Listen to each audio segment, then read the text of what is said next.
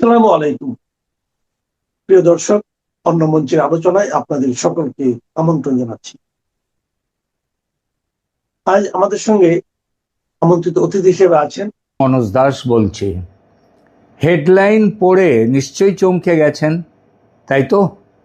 ভাবছেন বিজেপির বিরুদ্ধে প্রচার করতে নেমেছি।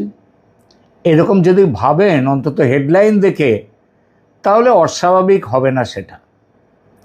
যারা আমাকে চেনেন ও জানেন এবং নিয়মিত আমার চ্যানেলের এপিসোড দেখেন, তারা জানেন বিজেপির সঙ্গে আমার কি সম্পর্ক ছিল ও আছে।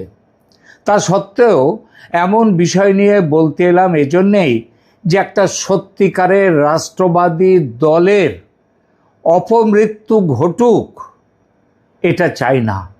আর পশ্চিমবঙ্গের পক্ষে বিজেপির থাকা যে কত জরুরি সেটা নতুন করে বলার কোনো দরকার নেই। এবার তৃণমূল ক্ষমতায় ফিরলে এই ২৬-এর ভোটে কি সর্বনাশ যে হতো এই রাজ্যের, বিশেষ করে এই রাজ্যের হিন্দু জনগোষ্ঠীর, সেটা বোধহয় আলাদা করে বলার দরকার পড়ে না। ২১-এর ভোটের পর যা দেখেছিলেন সেটা ছিল ট্রেলার। এবার বিজেপি ক্ষমতায় না এলে এবং তৃণমূল ক্ষমতায় ফের এলে পুরো পিকচার দেখিয়ে ছাড়ত তৃণমূল। সুতরাং তাহলে কেন আজকের এই যে প্রতিবেদন, এটা করার কারণ বিজেপির ক্ষতি করা নয়, সমালোচনা নয়। সমালোচনা নিশ্চয়ই আছে, তবে সেটা গঠনমূলক।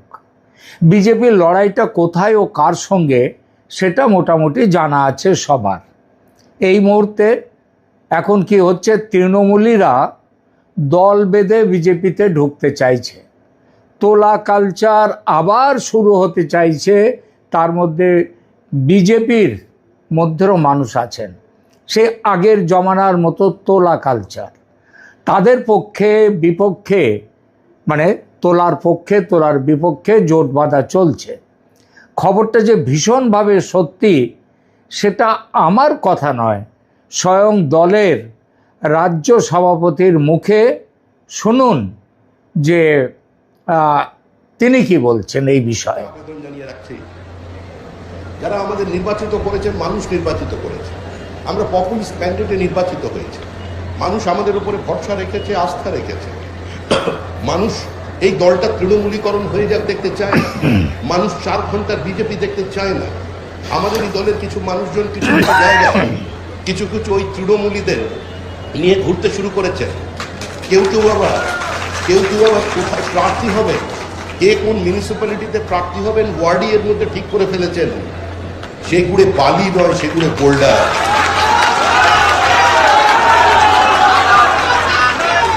এগুলো করা যাবে না। কেন্দ্রীয় সরকারের নির্দেশে, কেন্দ্রের পার্টির নির্দেশে আমি কয়েকজনের হাতে পতাকা তুলে দিয়েছিলাম। বিস্তারিত বলবার প্রয়োজন নেই। ডক্টর শ্যামাপ্রসাদ মুখার্জি শিক্ষা দিয়ে গেছেন, নেতার থেকে দল বড়, দলের থেকে দেশ বড়। দেশের প্রয়োজনে কিছু করতে হয়।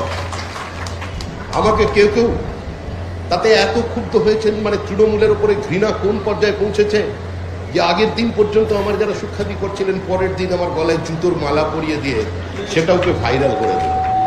যিনি করেছেন, ভালো কাজ করেছেন, সুন্দর কাজ করেছেন, কিন্তু এই ধরনের কাজের মধ্যেও নিপুণতা চাই। জুতোগুলো দেখলাম সব নতুন, সাধারণত ছেঁড়া জুতোর মালা পরাতে হয়, তো নতুন জুতোর মালা পরিয়ে দিয়েছেন। তাতেই বোঝা যাচ্ছে আমরা ঠিক কোন জায়গায় আছি। মানুষ কত কিভাবে তৃণমূল কংগ্রেসকে দেখতে চায়। আমি বলেছিলাম, এটা কোনো ব্যাখ্যা দেবার জন্য, আত্মপক্ষ সমর্থনের জন্য বলছি না। আমি বলছি এই সমাজটা তৃণমূল কংগ্রেসকে কিভাবে দেখছে। বলা হলো ভালো তৃণমূল। আমি বললাম ভালো আর কোথায়, তৃণমূল হচ্ছে ধবধবে কালো আর কুচকুচে সাদা। এটাই হচ্ছে তৃণমূলের আসল চেহারা। এই তৃণমূলের সঙ্গে যত কম কথা বলা যায় তত ভালো, কিন্তু দলটা এখন নির্মূল, দল আর নেই। কিছু মানুষ প্রোটেকশন মানি নিয়ে ঘুরে বেড়াচ্ছেন দমদমের বিভিন্ন প্রান্তে। সকালেও আমার কাছে এসেছিলেন একজন, অঙ্কটা বললাম না, তিনি আমার প্রাক্তন চেয়ারম্যান আমাদের দমদম লোকসভা কেন্দ্রের মধ্যে। বলছেন দাদা কোনো অসুবিধা হবে না, খালি প্রোটেকশন চাই, টিকিট চাই না। এই পরিস্থিতি তৈরি হয়েছে পশ্চিমবঙ্গের সর্বত্র।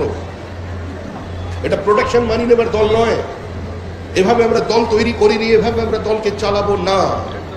এটা বিজেপি, এটা কংগ্রেস নয়, তৃণমূল কংগ্রেস নয়। শুনলেন, তৃণমূলীরা মানে তোলামূলীরা ঢুকতে চাইছে দলে, শ্রমিকবাবু বাঁধ দিতে চাইছেন। কিন্তু বাঁধ কেটে দেওয়ার লোক যদি ঘরের মধ্যে মজুদ থাকে তাহলে কি হবে? হ্যাঁ, ঘরের মধ্যে কারা তারা, তাদের পরিচয় দেব। আমার আজকের প্রতিবেদন এই ঘরের মধ্যে থাকা বিভীষণদের নিয়ে। আর সেই বিভীষণদের নাম অনেক জায়গায় হচ্ছে আরএসএস। রাজ্য স্তর নয়, স্থানীয় স্তরের সবাই নয়, আছে বিশেষ বিশেষ গোষ্ঠী বা বিশেষ বিশেষ ব্যক্তিদের জোট। বিশ্বাস করছেন না, তাই তো? বিশ্বাস করা না করা আপনার বিচার, আপনার ব্যাপার সেটা। তবে আমি একেবারে হাতে কলমে প্রমাণ নিয়ে হাজির আজ। এই রাজ্যে নির্বাচনে বিজেপির চমকপ্রদ ফলের কারণ কি? আমার মতটা বলছি। সবচেয়ে বড় কারণ ইলেকশন কমিশনের কড়া ব্যবস্থা, ভোট জালিয়াতি আটকে দেয়া, এটা সবচেয়ে বড় কারণ বিজেপির জয়ের।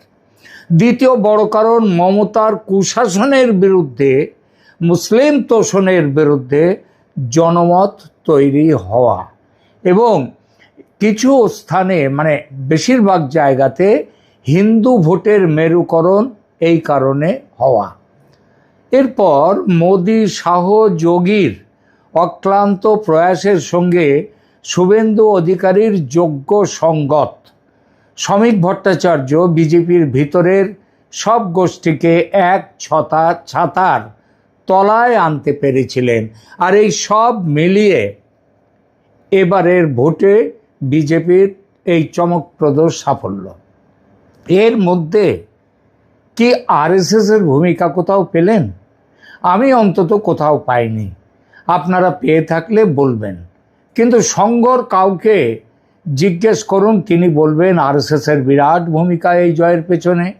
অন্য রাজ্যের কথা বলছি না, এই রাজ্যের মানুষের বড় অংশ আরএসএস কি সেটা জানে না, আরএসএস খায় না মাথায় দেয় সেটা জানে না। সংঘের নির্বাচনী দর্শন হলো সংঘের, আরএসএসের। তারা বলেন যে আমরা দলীয় রাজনীতি করি না, তবে তারাই আবার বিজেপি জিতলে বলেন আরএসএসের জন্যে বিজেপি জিতল, আর হারলে বলেন বিজেপি নিজের দোষে হারল।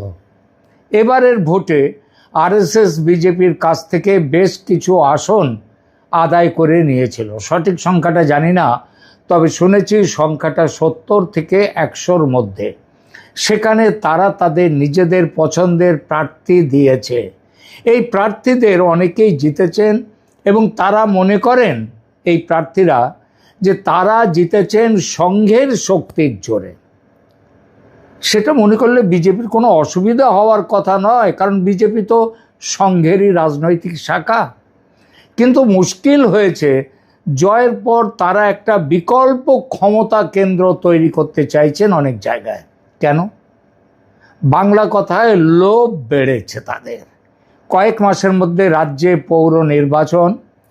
আরএসএসের লোকাল নেতাদের মধ্যে কিছু উচ্চাকাঙ্ক্ষী ভাবছেন পুরসভা দখল করে নিজেদের বানাবেন বিজেপির বিকল্প ক্ষমতা কেন্দ্র। তাতে লাভ হলো লোভ মেটানো যাবে, টাকা আসবে, ক্ষমতা থাকবে। আমি জানি যে সল্টলেকে বিজেপির এক অরিজিনালি মেদিনীপুরের তার বাড়ি। সে হঠাৎ এত বড় আরএসএস কবে হলেন তিনি আমি জানি না। তবে তিনি বলছেন তার লোকজনদেরকে বলেছেন সবাইকে প্রত্যেকটা ওয়ার্ডে, বিধাননগরে প্রত্যেকটা ওয়ার্ডে অন্তত 6 জন করে লোক তৈরি করুন। এই 6 জন করে লোক তৈরি করলে সেখান থেকে আরও লোক বাড়বে, তারা নিয়ে আসবে। তাহলে কি হবে? এই কর্পোরেশন ভোটে এখানে তারা নিজেরা মানে আরএসএসের এই সব নেতারা তারা একটা আলাদা একটা তৈরি করে এরা জিতে যাবে এবং কর্পোরেশন দখল করবে।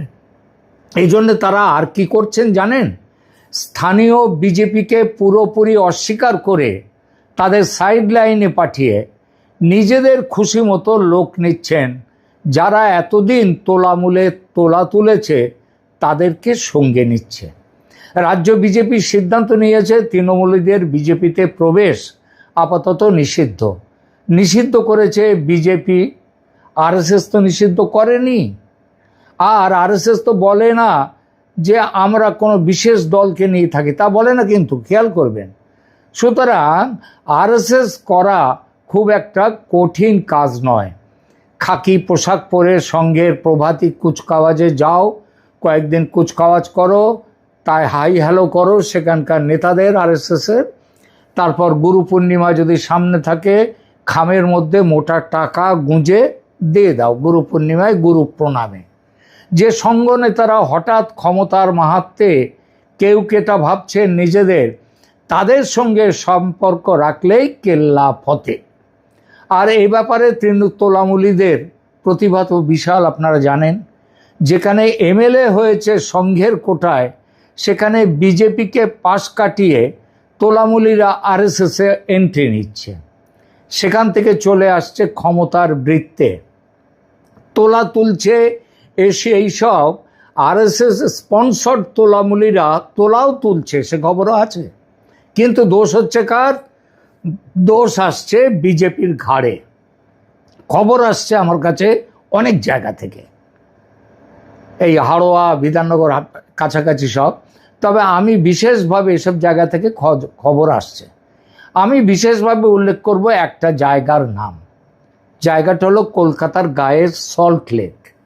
বিধানসভা কেন্দ্রের নাম হলো এটা বিধাননগর। সল্ট লেকে থাকেন বিজেপির রাজ্য সভাপতি শ্রমিক ভট্টাচার্য। এবারের নির্বাচনে বিপুল ভোটে জিতেছেন এখানকার বিজেপি প্রার্থী।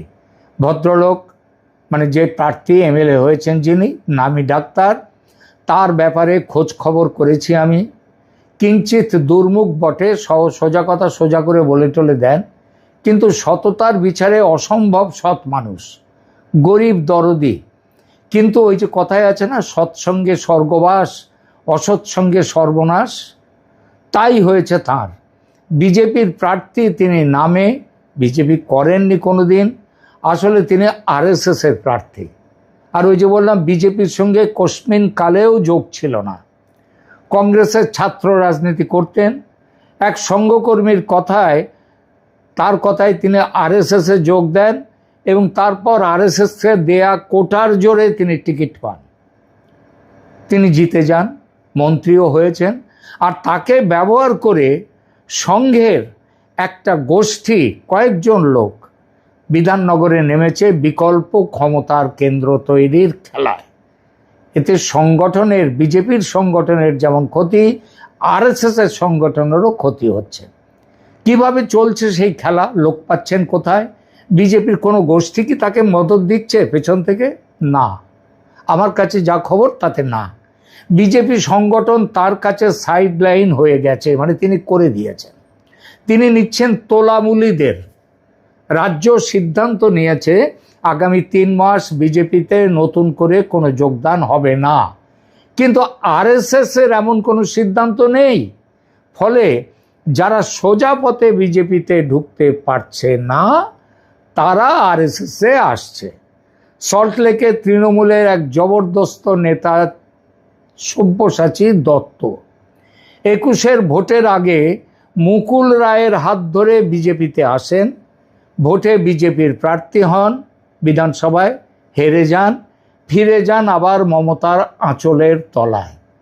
পৌর ভোটে দাঁড়ান তিনি, তৃণমূলের টিকিটে জেতেন, মেয়র হন সল্টলেকের। এবারের বিধানসভা ভোটে তিনি হেরে যান। বর্তমানে তোলাবাজির অভিযোগে বেশ কিছুদিন ধরে জেল হেফাজতে আছেন তিনি। এহেন সব্যসাচী দত্তের 2 বড় সাকরেদ, তারা অবাঙালি। ভোটের বাজারের হালচাল বুঝে এবারের ভোটে প্রার্থী ঘোষণা হতেই আরএসএসের একটা গোষ্ঠীকে ধরে ফেললেন এবং প্রার্থীর ঘনিষ্ঠ হয়ে গেলেন। সেই ঘনিষ্ঠতা এমনই যে এক সাকরেদের বাড়িতে প্রার্থী তার নির্বাচনী অফিস খুলে ফেললেন। ভোটে জেতার পর এই সাকরেদ 2জন হয়ে উঠেছে মন্ত্রী মশাইয়ের ঘনিষ্ঠ সহচর। মন্ত্রী মশাই এদের নামে অথরাইজ লেটার ইস্যু করে পুলিশ কমিশনারকে নির্দেশ দিয়েছেন যে তার হয়ে, মানে এমএলএ বা মন্ত্রীর হয়ে পুলিশি কাজকর্ম এরাই দেখবেন। ভাবুন কি অবস্থা। এই নিয়ে আনন্দবাজার পত্রিকায় একটি প্রতিবেদন বেরিয়েছে কয়েকদিন আগে। একটি মারাত্মক অভিযোগ সেখানে এদের বিরুদ্ধে অভিযোগ করেছেন স্থানীয় যে সিএফ ব্লক, সেই ব্লকের এক বাড়ির মালিক দুই বোন। রাজ্য সভাপতি শ্রমিক ভট্টাচার্যের কাছে অভিযোগ জমা হয়েছে। অভিযোগ যে তাদের ভয় দেখিয়ে জোর করে চুক্তিপত্র তৈরি করে একজনকে সই করতে বাধ্য হয়েছে, আর একজন সই করেননি, এবং তারা করে বাড়ি দখল করেছে এমএলএ তথা মন্ত্রীর ওই দুই তোলামূলী সাকরেত, একদম তৃণমূলী কায়দা। আর সেই জবরদখল বাড়িতে বর্তমানে মন্ত্রী মশাইয়ের অফিস। আর মন্ত্রীর নাম ভাঙিয়ে এরা অবৈধ বাড়ি নির্মাণের ব্যবস্থা করিয়ে টাকা ঘুষ নেওয়া শুরু করে দিয়েছে। সম্প্রতি বিধাননগরের ৩৫ নম্বর ওয়ার্ডে একটি অবৈধ বাড়ি নির্মাণ নিয়ে স্থানীয় বিজেপি সংগঠনের সঙ্গে এই সাকরেতদের একেবারে তু ম্যায় হয়ে গেছে। বুঝুন কাণ্ড। এদের জন্য হোক আর যে কারণেই হোক, এমএলএ তথা মন্ত্রী মশাইদের বিরুদ্ধে সাধারণ মানুষ ও বিজেপি কর্মীদের ব্যাপক ক্ষোভ তৈরি হয়েছে মাত্র কিছুদিনের মধ্যেই। অভিযোগ উঠেছে স্বয়ং মন্ত্রী মশাইয়ের বিরুদ্ধে। কি অভিযোগ? তাকে পাওয়া যায় না, তিনি দিনের বেলায় থাকেন না, রাত 11টার আগে ফেরেন না। মহিলারা আসেন তাদের অভিযোগ নিয়ে, তারা রাত 11টার পরে লাইন দিয়ে যদি শুরু হয় কাজ, তাদের কথা বলা, তাহলে কি বাড়ি ফিরবেন কি করে তারা? অভিযোগ উঠেছে এই সাকরেতদের বিরুদ্ধে, এবং এমএলএর বিরুদ্ধে অভিযোগ উঠেছে মন্ত্রী মশাইয়ের বিরুদ্ধে, যে ঘনিষ্ঠদের অন্যায়ভাবে সুযোগ পাইয়ে দেওয়ার ব্যবস্থা তিনি করছেন। এক আরএসএস কর্মী, তিনি এই বৈশাখী আবাসনের কাছাকাছি থাকেন, তিনি মন্ত্রী মশাইয়ের গুরু হয়েছেন। তিনি আবার আরএসএস এর সঙ্গে যুক্ত, মানে একটা গোষ্ঠীর সঙ্গে। মন্ত্রীর সঙ্গে হাসপাতালে ঘুরে বেড়ান এই মেডিকেল রিপ্রেজেন্টেটিভ আরএসএস। ব্যবসাটা কিভাবে করছে একবার ভেবে দেখুন। বিজেপির এক প্রাক্তন নেতা, যিনি এই অঞ্চলের বাসিন্দা, সম্প্রতি সংঘের এক নেতার সঙ্গে দেখা করে আরএসএস ও বিজেপির মধ্যে সম্পর্ক স্বাভাবিক করার প্রস্তাব দেন।